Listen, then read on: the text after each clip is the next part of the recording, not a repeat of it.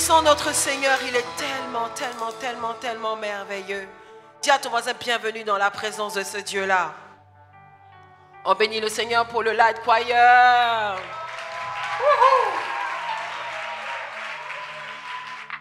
Dieu est tellement bon pour nous, tellement bon, que ce que tu vis dans la semaine, il le voit. Et quand tu viens le dimanche, il t'attend et dit, j'ai une parole pour toi. J'ai une parole pour toi. Amen. C'est pour ça que quand tu viens dans la présence de Dieu, tu ne dois pas venir seul. Qui est venu avec une personne ce matin? Tiens-toi debout, je vais prier pour toi. Si tu es venu avec un invité ce matin, tiens-toi debout, je vais prier pour toi. On peut acclamer le Seigneur pour ses champions. Yes! Vous savez, quand j'étais en France, j'ai fondé une église sans le vouloir. Merci Père éternel pour tes serviteurs. Merci au Dieu pour l'onction sur leur vie. Merci Père éternel, parce que toi, tu nous donnes d'exécuter ta parole, c'est aller et faire des nations des disciples. Seigneur, augmente encore à leur soif, leur fardeau de voir leur génération transformée au nom puissant de Jésus. Amen. Vous savez, à chaque fois que vous invitez une personne dans la présence de Dieu, c'est comme si vous offrez au Seigneur un cadeau. Je prie que Dieu, en cette semaine, vous offre un cadeau très spécial. Vous allez savoir que c'est le ciel qui a donné le cadeau. Amen. Et j'étais étudiante en France. Et je voulais tellement partager ce que Dieu a fait pour moi. Comme moi, je pensais que Dieu, il était pour les gens qui étaient bêtes, qui étaient tchépos, qui étaient... Voilà. Dès que j'ai découvert Christ, et puis la présence de Dieu dans mon cœur, je dis, tiens, donc il y a des gens qui savent pas ça.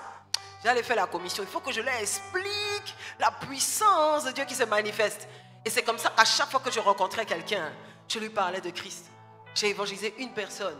Et puis elle aussi, elle a évangélisé une autre personne, qui a parlé d'une autre personne. Et on se retrouvait dans mon appartement et on priait. À la fin de l'année, on était 100. 100.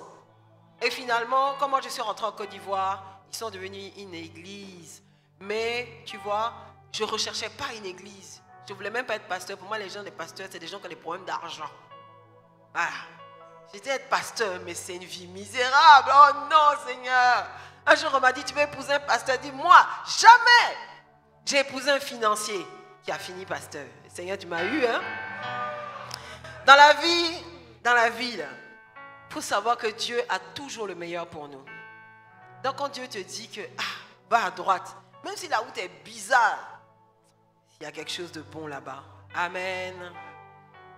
Je vais demander à la com de nous présenter l'image du tabernacle. Dis à ton voisin, bienvenue ou welcome to Deep Town University.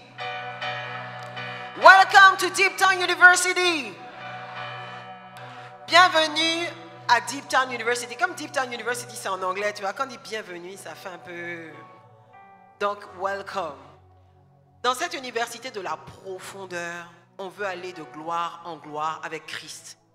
Quand on fait des études, on démarre par la classe de maternelle, CP1, on fait son primaire, après on va au collège. C'est un peu comme ça pour la foi. Ça veut dire que tu ne peux pas avoir donné ta vie à Jésus, puis toi, depuis tu es au CE2. Depuis tu es au CE2 seulement. La seule chose que ton don spirituel s'est guéri, c'est le mot de tête. Toi, c'est le mot de tête seulement qui guérit. Si on a mal au pied, non, ça ne marche pas. Dis à ton voisin, il faut monter un peu. Dis, il faut monter un peu. Donc, ici, c'est le tabernacle qu'on appelle le tabernacle de quoi? Oh, quel beau prénom. Ok. Alors ici, on a le tabernacle de Moïse. Dans l'enseignement sur le tabernacle, donc prenez vos cahiers, chers élèves ou chers étudiants, et prenez des notes. Donc dans le chapitre concernant le tabernacle,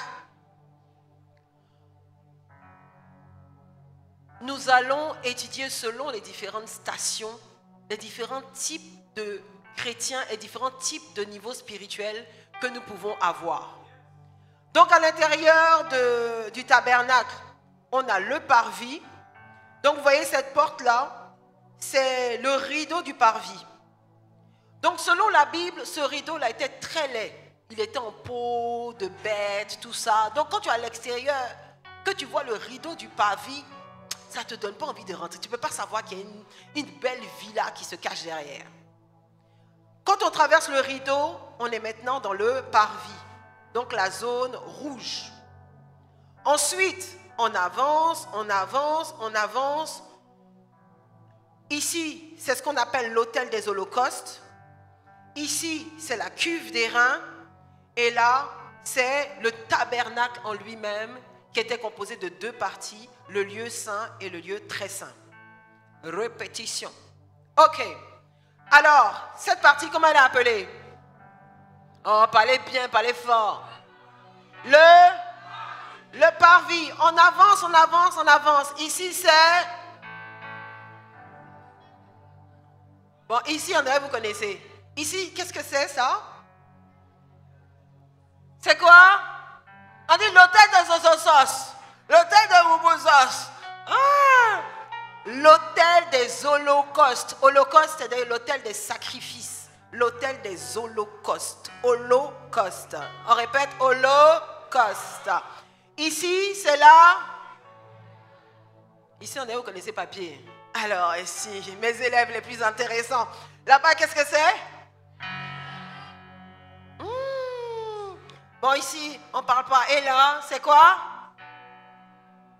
Et la cuperée, la couperie. La cuve, c'est une cuve des reins. Les reins, c'est un métal. A-I-R-A-I-N.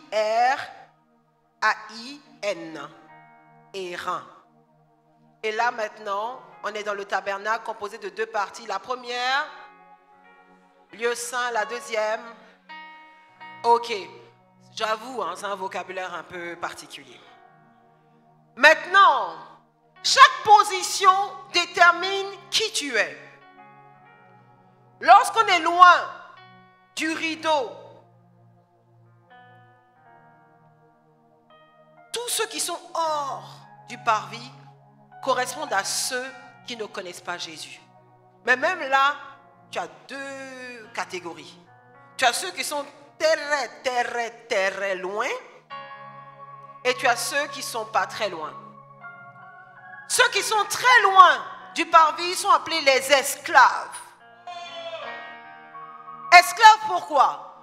Tu ne peux pas dire non à la cigarette, tu ne peux pas dire non à la masturbation, tu ne peux pas dire non à un joint, tu ne peux pas dire non au sexe, tu es esclave.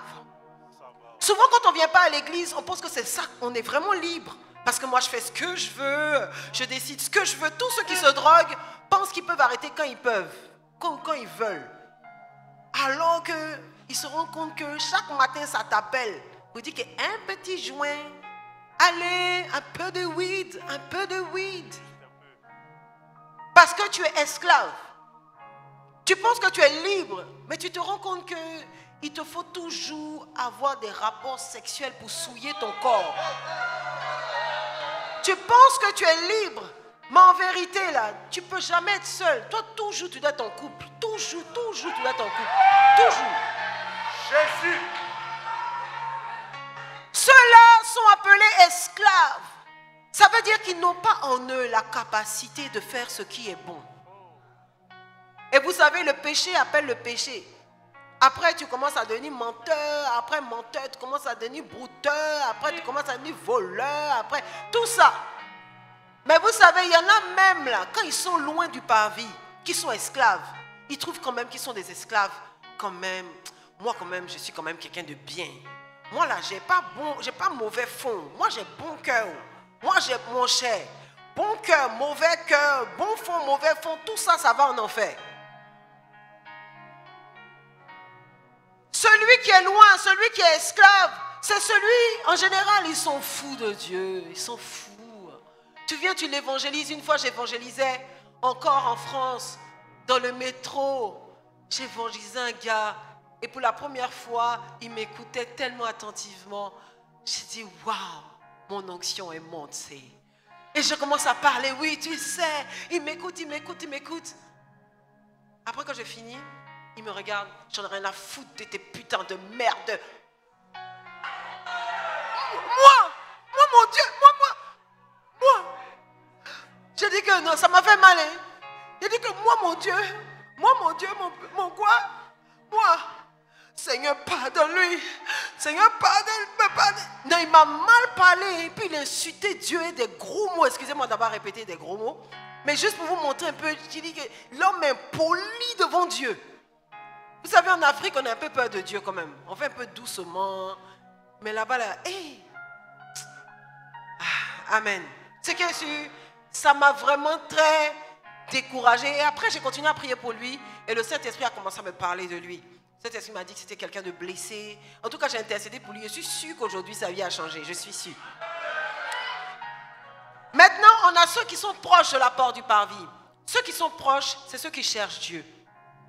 Tu es là, souvent on les invite à la prière, à la cellule, ils viennent. Mais ceux qui ne sont pas transformés. Elle s'en va, après elle revient, c'est son gars, après elle vient demain au bar, elle vient. Ça, c'est ceux qui souvent ils viennent à l'église et puis ils chauffent nos chaises. Tu viens à l'église, là, tu chauffes la chaise, mais demain quand tu t'en vas là, tu sais que dès que tu sors, tu t'en bois. Ah, frère, sœur, c'est compliqué. Mais tu vois dans son cœur là, ouais, moi-même j'aime Dieu. Quand tu les évangélises là, ouais, moi-même je sais même, je dois venir, moi-même, ouais, je dois venir.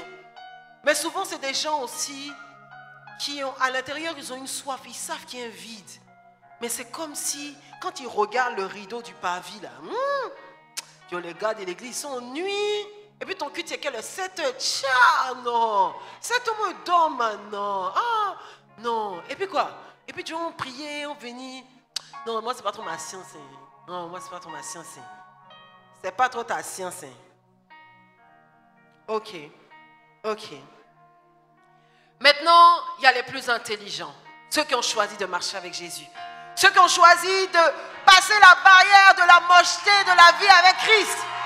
Ceux qui ont décidé d'être des champions. Et maintenant qui ont traversé le rideau. Vous savez, donner sa vie à Jésus, je vous assure que c'est une grâce de Dieu. Parce que quand tu n'es pas avec Christ, tu as comme on dit, le rideau est laid. Il y a une façon de voir la vie chrétienne de façon très laide. Et puis tu as l'impression que tu vas tout perdre. Tu as l'impression que, aïe, vraiment, non, moi je ne peux pas. Tu as l'impression que Dieu demande, tu as l'impression que la Bible, c'est il ne faut pas faire, il ne faut pas faire, il ne faut pas faire, il ne faut pas faire. Toute la Bible, c'est il ne faut pas faire. Alors que la Bible, c'est un livre de secrets. Il y a les secrets dedans. Si tu prends ton iPhone que tu mets dans sauce graine et puis on dit il ne faut pas faire, est-ce que c'est mauvais? Dis-moi, est-ce que c'est mauvais? Tu achètes ton iPhone 16, tu fais un bon thé et puis tu veux mettre ça dans la bouilloire. Si on te dit il ne faut pas faire, est-ce qu'on a mal fait? Mais ta vie est pourrie, on dit il ne faut pas faire, tu es fâché. Non, tu ne peux pas te fâcher, c'est pas son thème. On dit que ta vie, elle est pourrie. Ouais, elle est pourrie. Pourquoi? Parce qu'elle est pourrie, c'est tout. Tu n'as pas Christ, ta vie, elle est pourrie. Passe le rideau, on rentre dans le parvis. On a donné nos vies à Jésus. Alléluia. On est rempli vraiment, Seigneur. Je laisse la vie passer et tout devient nouveau pour moi. Maintenant, il y en a dans cette démarche de passer les parvis là. Ils sont genre, il y a un pied sur la clôture, il y a un autre pied dehors. Donc, en même temps, il est dans la louange. Après, il est ici. C'est quelle chanson il écoutait bizarre même là? Giga de Cali, ou même de quoi. Ah, frère! Tu es là, de l'autre côté, tu viens, oui. Oh Dieu, tu es tellement bon. Après, tu es là-bas, touche-moi. Oh, touche-moi. C'est quoi? Dis à ton mari, c'est quoi ça? Ça veut dire que tu es à l'église, hein? Mais toi seul, tu viens pour gâter. Et tu as un pied à l'église, un autre pied dehors. Ta vie en bisagouelle, on ne sait même pas, tu es mi-figue, mi-raisin, tu n'es pas gnomi, tu n'es pas craquant, on ne sait pas tu es qui. Tu ne peux pas vivre une vie en disant que non, moi au moins je viens à l'église. Moi au moins je viens à l'église, tu viens à l'église, mais la Bible dit, tu n'es ni froid ni chaud, tu seras vomi. Ça veut dire que ceux qui sont tièdes, ils sont vomis. Il y a un verset qui dit, jeune homme, réjouis-toi dans ta jeunesse. Mais il faut savoir que quand le dernier jour va sonner, vous savez souvent quand moi je loue Dieu, quand je veux louer Dieu fort, là, dans mon esprit, là, je vois le pied de Jésus qui est en train de revenir. Genre le dernier jour où Jésus met le pied comme ça, puis nous tous on est là. Et je savais, je savais, puis toi seul, wow! Parce que tu sais que, on dit il revient, depuis bientôt là, ça ne vient pas. Bientôt, ça ne vient pas. Parce que si ça vient, ta cousine Nantoroma, elle va aller en enfer. Comme Dieu ne veut pas que Nantoroma aille en enfer, il dit, ah, attends, je vais attendre un peu de temps. C'est à cause de ça que Dieu tarde. Hein. Juste parce qu'il veut que toi, tu donnes ta vie à Jésus. S'il vient là, c'est pas bon. Si Dieu est venu là, c'est fini. Hein. Il n'y a pas à faire de dire que non, je me repens. Non, c'est les démons qui ont zouké sur la terre. Il faut savoir qu'on est déjà dans la saison de l'Antéchrist. Hein. On est déjà dans la fin des temps. Il y a tellement de signes de la fin des temps qui ont commencé à se révéler. En Espagne, il y a une année, il y a eu une pluie de sang. Quand on lit le livre d'Apocalypse, on voit déjà les signes de la fin des temps. Donc ceux qui pensent que, vous savez, les gens même qui font les films d'horreur, tout ça, là, les gars, vous savez, ils sont connectés, très connectés. Donc toi, tu as donné ta vie à Jésus, mais tu es de côté. Maintenant, tu as ceux qui ont passé la porte du parvis. Ils sont là. Dès que tu passes la porte du parvis, tu n'as qu'un seul objectif. Entrer dans le lieu saint. Entrer dans l'intimité. Ça veut dire que dès que tu passes la porte, direction l'hôtel des Holos. L'hôtel des Holos. Ensuite, on va à la cuve des reins pour entrer dans le lieu saint. Quand on est à l'intérieur du parvis, comme vous pouvez voir, à l'extérieur comme à l'intérieur, toute la cour, là, elle est découverte. Ça veut dire que quelqu'un, il pleut dehors, il pleut dedans. Quand tu es un chrétien du parvis, c'est les choses bizarres qui se passent dehors, là. C'est ça qui t'arrive aussi. Ah, en ce moment-là, vraiment, il y a des attaques. Des fois, même, ce n'est même pas des attaques. Hein. Les gens dans le monde, tout d'un coup, il y a un vent bizarre qui arrive là. Ah, c'est homosexualité. Toi aussi, tu es dans l'église, hein, tout d'un coup là. Les désirs commencent à... tu vois ta copine, elle a de jolies lèvres, ma copine. Ah! Sœur! Tu vois ton camarade garçon, tu le vois que... il est musclé. Hey! Vous savez...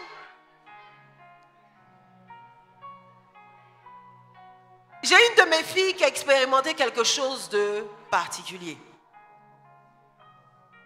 Tu peux être dans un environnement où il y a des dominations qui te donnent des informations. Ça veut dire qu'elle a voyagé, elle est allée aux États-Unis. Elle aime beaucoup le Saint-Esprit.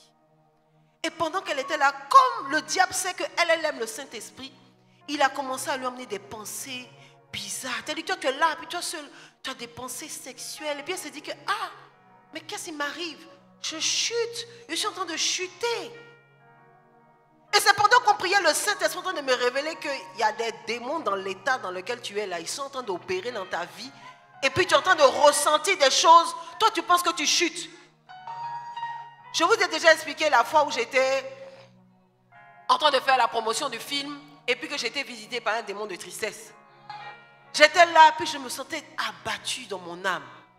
Bon, je n'étais pas en Côte d'Ivoire, donc j'ai dit, ah, peut-être Coach Moïse me manque, peut-être les enfants me manquent, peut-être, ah, je suis là. En tant que j'ai réfléchi bien là. C'est vrai, ils ne sont pas avec moi, mais ils ne me manquaient pas tant que ça. Voilà, ils ne me manquaient pas tant que ça. Au point d'être triste jusqu'à... Après, le Saint-Esprit me dit, tu n'es pas triste, hein? Il y a un démon de tristesse qui est en train de passer dans l'immeuble. C'est son odeur que tu sens. Donc ça veut dire que quand tu peux être dans des situations du parvis, toi tu es là, tu sens l'odeur comme ça du sexe, l'homosexualité, la drogue, tu es là comme ça, tu as envie de faire des choses. Et puis tu te dis, oh c'est moi. Si tu n'es pas fille, si tu n'es... ce n'est pas toi, en effet. Dis à ton voisin, ce n'est pas toi. Ce n'est pas toi. Ça veut dire que quand tu sens ces choses qui montent en toi, il faut être suffisamment spirituel pour discerner que moi, j'ai envie de sexe, mais tu m'endais. Moi, je suis consacré à l'éternel. Moi, je suis une fille, j'aime pas les filles. Je suis garçon, j'aime pas les garçons. Tu mens. Tu mens. Parce que quand la pensée commence à monter en toi, et puis que tu épouses la pensée, ça veut dire que tu la prends et tu dis que hey, c'est ce que je pensais. Donc c'est comme ça que je suis aussi. Ah bon? Il y en a beaucoup qui rentrent dans l'homosexualité en pensant qu'ils sont homosexuels, alors ils ne sont pas homosexuels. Il y en a beaucoup là, parce que tu as des manières bizarres. Et moi, je n'aime pas, je vais en parler aujourd'hui.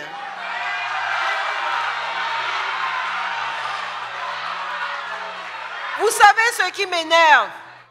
C'est ceux qui ont des regards accusateurs sur ceux qui sont efféminés ou qui ont des manières. La personne, elle est féminine, elle t'a dit qu'elle est homosexuelle, mais quoi? Toi tu vas, elle est là, elle est là. Mais ça m'énerve d'une manière.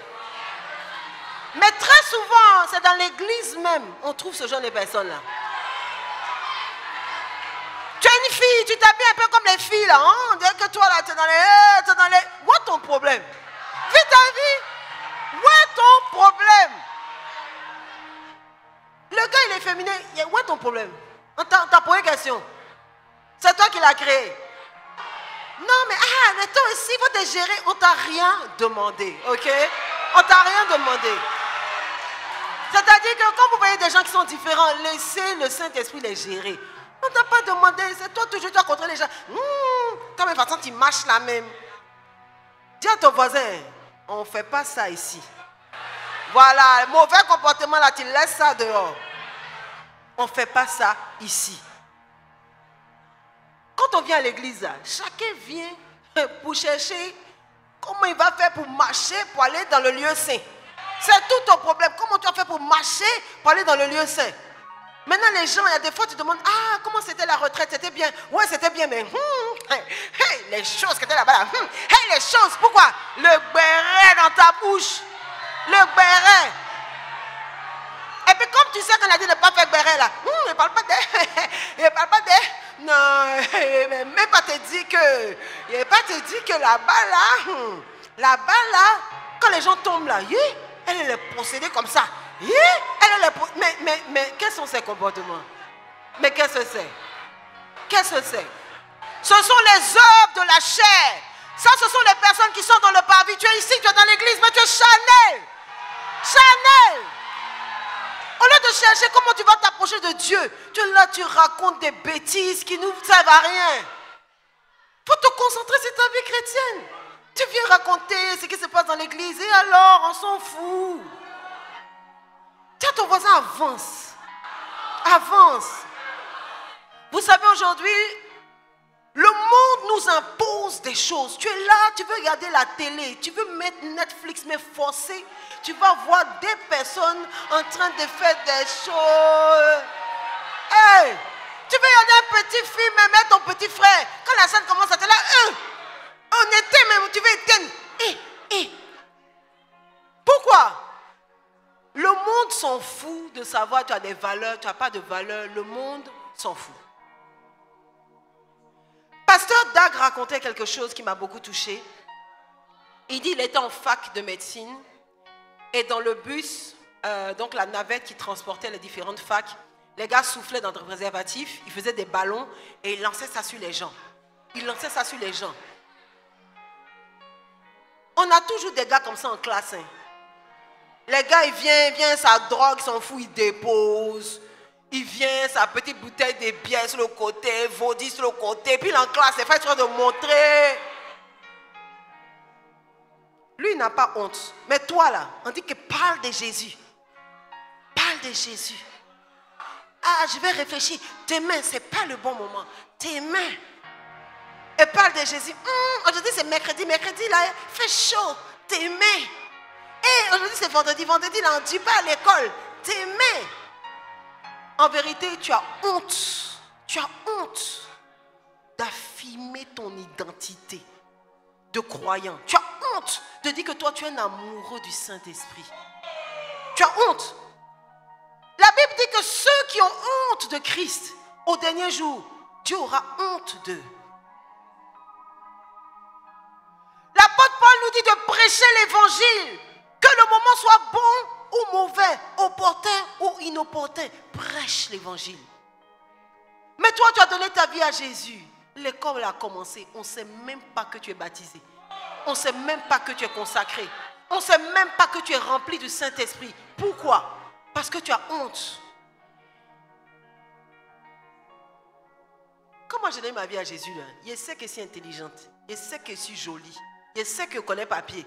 Si elle te parle de quelque chose là, c'est que tu dois réfléchir. Tu ne peux pas me dire, ah ouais, mais Méliou, tu es trop bizarre. Ah Méliou, je suis bizarre, mais je suis spirituel. Tu me vois ici, je suis bizarre, mais je suis spirituel. C'est-à-dire que, je ne vais pas de toute façon, je vais te parler de Dieu là. Tu vas savoir que je suis épanoui. Il n'y a pas te dire, oui, en tout cas, la Bible dit, dans Jean 3,16, Dieu a tant aimé le monde, dans ta vie à Jésus, dans ta vie à Jésus. Non, quand il vient, parce que te parler, ah, ça va, on dit quoi, ouais, Est-ce que tu sais que Dieu, quand il commence à parler, de toute façon que j'ouvre mes yeux même, pour te parler de Dieu, là, tu es comme ça, tu te dis, ah ouais. Donc à la récré, on était à Mermoz, et puis à la récré, on se retrouve dans les classes de physique qui étaient derrière là-bas, on se retrouve là-bas à la récré. Donc avant que la récré commence, il y a déjà identifié mes gars. Il y avait 1, 2, 3, 4. Quand tu vois, c'est les stars de l'école jaune, n'ont pas de problème. Quand tu vois les voitures qui les déposent, il n'y a pas de problème. Alors que quand tu n'as pas Dieu, tu es problème petit. Tu n'as pas Jésus dans ton cœur, tu es problème. Dis à ton voisin, tu ne peux pas avoir honte de parler de Jésus. Tu ne peux pas avoir honte de parler de Jésus. Et j'aimerais que tu baisses la tête ce matin en disant, Seigneur Jésus, donne-moi d'entrer dans tes parvis et de rechercher l'intimité. Donne-moi d'entrer dans tes parvis et de rechercher ce lieu saint. Vous savez, souvent quand on donne nos vies à Jésus, on traverse des fois des moments comme des moments difficiles, mais qui sont souvent l'étape de l'autel des holocaustes et la cuve des reins. Tu te dis que tu es chrétien, pourquoi tu vis ces choses? Alors que c'est justement parce que tu es chrétien. Dieu veut te transformer en passant par l'autel des holocaustes et par la cuve des reins. Ça ressemble à des épreuves, ça ressemble à des coups durs, mais Dieu veut jauger ta fidélité. Être fidèle à Dieu, la capacité de s'accrocher à lui, la capacité de toujours témoigner de lui, la capacité de parler de Jésus, la capacité de répandre l'odeur de l'évangile là où tu te trouves, dans ton école, ton université, ton quartier, ta maison. N'aie pas honte de Jésus. Élève la voix, dis Père éternel, donne-moi d'avoir ce zèle-là de parler de toi. Donne-moi d'avoir ce fardeau-là de partager qui tu es, de témoigner tes bienfaits dans ma vie.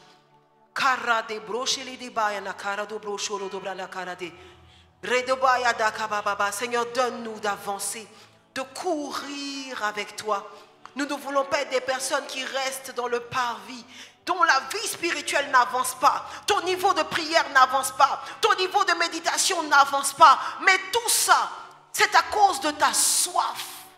Plus tu as soif de Christ, plus il t'en donne. Plus tu passes du temps dans sa prière, du temps dans sa présence, plus tu es transformé, plus tu passes du temps dans la méditation, plus la parole de Dieu dépose en toi des semences qui portent du fruit. Dieu veut faire quelque chose de nouveau avec toi. Il veut t'utiliser, il veut se servir de toi. Il veut que ta vie soit un instrument pour sa gloire. Mais tu te retiens. Tu ne parles pas de lui. Tu as honte de lui. Tu ne témoignes pas. Tu ne parles pas. Alors que Dieu compte sur toi pour guérir, pour restaurer les vies. Ce matin, viens et donne-nous la force, Saint-Esprit. Donne-nous la force, Saint-Esprit. Nous voulons faire ta volonté. Donne-nous d'être zélés, passionnés de toi. Passionnés de toi. Passionnés de toi. Au nom puissant de Jésus, nous avons prié. Amen. Je veux qu'on garde les têtes baissées et je veux prier pour toi qui es dans la salle et qui ne connais pas Jésus-Christ. Tu es là et tu sais que tu as besoin de lui à cause de ce que tu traverses dans ta vie et dans ton cœur. Il y a comme des tribulations. Tu sais que tu as besoin du Saint-Esprit. Tu sais que tu n'as pas encore fait le pas de marcher avec lui en disant Seigneur Jésus, je te donne mon cœur, je te donne ma vie. Mais ce matin, je t'invite. Et le Seigneur te parle au travers de ma voix en disant, viens à moi, mon fils, viens à moi, ma fille, viens à moi. Ce matin, si tu veux donner ta vie à Jésus, marcher avec lui, je veux que tu te tiennes debout, je veux prier pour toi. Tiens-toi debout, je veux prier pour toi en disant, Seigneur, prends mon cœur, je veux te donner ma vie, je veux te donner mon cœur, je veux abandonner ma vie passée et marcher selon toi, marcher selon toi. Et la branda chere da brana kababa.